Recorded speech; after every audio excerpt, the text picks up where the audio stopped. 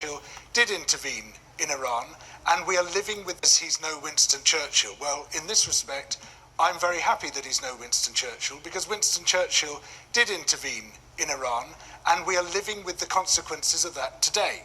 So Churchill and his counterparts in the US launched a coup against the democratically elected Prime Minister of Iran, Mohammad Mossadegh, in 1953, because he was nationalizing the oil industry. He said, this oil belongs to Iran, it shouldn't be all captured by the Anglo-Iranian oil company and siphoned out of our country and the wealth taken away from us. A perfectly reasonable position, but Churchill wasn't having any of that. He prompted the US, in particular the CIA, to launch a coup, overthrew Mossadegh, who was a highly popular leader. He was revered by his people to an extent that very few of ours ever are, and installed instead, reinstalled the Shah of Iran, Reza Pahlavi, with his brutal, cruel regime.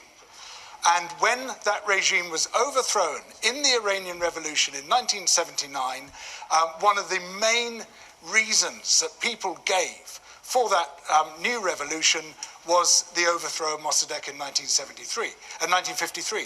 So we are now living, or rather the Iranians are now living, with this brutal and horrible Ayatollah's regime, which was instituted in response to what the British and the Americans did before. This is what's called imperial blowback.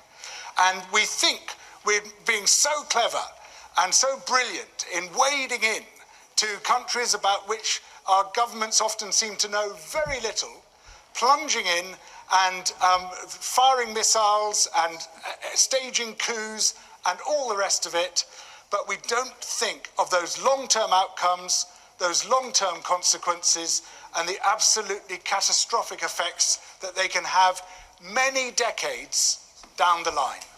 Trump says he's no Winston Churchill.